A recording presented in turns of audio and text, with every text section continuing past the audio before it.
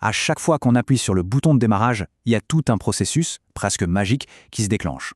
Alors aujourd'hui, on va suivre cette chaîne de commandement, du tout premier signal électrique jusqu'à l'affichage du bureau, pour comprendre exactement comment un ordinateur prend vie. C'est une question qu'on s'est tous déjà posée, non? La réponse, elle, révèle une mécanique d'une complexité folle qu'on lance tous les jours sans même y penser. Allez, on va voir ce qui se trame en coulisses. Alors, notre exploration va se faire en 5 grandes étapes. C'est une véritable chaîne de commandement, vous allez voir. On va commencer par la toute première étincelle électrique, puis on verra le contrôle du BIOS, la recherche du fameux secteur de démarrage, le passage de relais au chargeur, et enfin le réveil du système d'exploitation. Bon, on attaque avec la toute première étape. Et dès le départ, l'ordinateur fait face à un problème, un vrai casse-tête en fait. Imaginez, le processeur, c'est le cerveau de la machine. Il a besoin d'ordres, d'instructions pour faire quoi que ce soit. Sauf que sa mémoire, là où les ordres sont normalement stockés, est complètement vide au démarrage. Alors, comment il fait? Par où il commence? C'est un peu le serpent qui se mord la queue. Eh bien, la solution est aussi simple qu'ingénieuse. En fait, le processeur est programmé physiquement pour toujours regarder à la même adresse mémoire. Une adresse unique et immuable dès qu'il reçoit du courant. C'est un peu comme son adresse de domicile, gravée dans le silicium. C'est là que se trouve sa toute première instruction. Du coup, cette fameuse première instruction, elle ne se trouve pas dans la mémoire vive, la RAM, puisqu'elle est vide, non. Elle pointe vers une autre puce qui, elle, n'oublie jamais rien, le BIOS. C'est le tout premier maillon de notre chaîne. Ok, donc le processeur a trouvé le BIOS. La première mission du BIOS, c'est quoi? C'est de faire l'inventaire, de s'assurer que tout le matériel est bien là et prêt à fonctionner. C'est un peu comme la checklist d'un pilote avant de décoller. Ce check-up, ça s'appelle le POST, pour Power On Self-Test, ou autotest au démarrage. Et son rôle est absolument vital. Il doit vérifier que les composants de base, le processeur, la mémoire, la carte graphique, sont opérationnels. Sans ça, on ne va nulle part. Et ce poste suit des étapes très précises. Il vérifie le processeur, il s'auto-vérifie pour être sûr de ne pas être corrompu, il initialise le matériel de base, puis il teste la mémoire vive. Et attention, si jamais une de ces vérifications échoue, c'est l'arrêt complet. L'ordinateur ne démarre pas et, bien souvent, il va nous le dire avec une série de bips bien spécifiques. Petite info intéressante, ce test n'est pas toujours le même. Quand on démarre l'ordi depuis zéro, un démarrage à froid, le poste fait une vérification complète et très poussée. Par contre, si on fait un simple redémarrage, un démarrage à chaud, là le processus est accéléré. Il saute certaines étapes, comme le long test de la mémoire, car il part du principe que le matériel fonctionne déjà. Voilà, le matériel a le feu vert. Maintenant, le BIOS a une nouvelle mission, et pas des moindres, trouver le système d'exploitation. Là, on a un autre défi.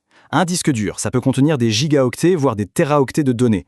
Alors comment le BIOS fait-il pour trouver, au milieu de tout ça, le tout début du système d'exploitation? S'il devait tout scanner, ça prendrait des heures. Eh bien, la solution est, encore une fois, hyper efficace. Il ne va pas chercher partout, non, il regarde à un seul endroit bien précis, les 512 tout premiers octets du disque. Et là, il cherche une sorte de signature secrète. Et cette signature, ce code secret, c'est une toute petite valeur de 2 octets, AA55 en notation hexadécimale. C'est vraiment la poignée de main secrète qui dit au BIOS « Ok, ce disque est bien un disque de démarrage, tu peux continuer ». Ce tout premier bloc de 512 octets, il a un nom. C'est le fameux Master Boot Record, ou MBR. C'est vraiment la clé de voûte de tout le processus de démarrage. Et ce qui est fou, c'est l'efficacité avec laquelle ces 512 petits octets sont utilisés. La plus grosse partie, 446 octets, c'est du code qui va nous guider à l'étape suivante. Ensuite, 64 octets décrivent les partitions, c'est une sorte de carte du disque. Et à la toute fin, nos 2 fameux octets pour la signature. Rien n'est laissé au hasard. On arrive à un moment super important, le premier vrai passage de relais. Le pouvoir, si on peut dire, ne vient plus de la puce sur la carte mère, mais d'un logiciel qui est stocké sur le disque dur. Le petit bout de code qui se trouve dans le MBR, son unique boulot, c'est de lire la carte des partitions, de trouver laquelle est la partition active, celle qui contient l'OS, et de lui passer la main. Pour ça, il charge le premier secteur de cette partition, le volume Boot Record ou VBR. Et hop, deuxième passage de témoin, comme dans une course de relais. Ce VBR, qui lui est spécifique à l'OS, a pour mission de charger le vrai gestionnaire de démarrage du système d'exploitation. Pour un Windows récent, par exemple, c'est un fichier qui s'appelle bootmgr. La chaîne de commandement continue de se transmettre. Et voilà, on y est presque. On entre dans la dernière phase. C'est maintenant que le système d'exploitation, le gros morceau, prend enfin les commandes pour de bon et commence à mettre en place l'environnement qu'on va utiliser. Alors, si on récapitule toute cette chaîne de relais, ça donne ça. Tout part du BIOS, la puce physique. Il passe la main au MBR sur le disque. Le MBR la transmet au VBR de la bonne partition. Le VBR lance le chargeur de l'OS, comme boot MGR, et enfin ce dernier réveille le cœur même du système, le noyau. C'est une cascade parfaite. Une fois que le noyau est aux commandes, le travail est loin d'être fini. Il y a encore plein de choses à faire. Il doit faire passer le processeur en mode protégé pour bien gérer la mémoire, charger tous les pilotes pour que la souris, le clavier et l'écran fonctionnent, lancer tous les services essentiels en arrière-plan, et seulement à la toute fin, afficher l'écran de connexion et charger notre profil.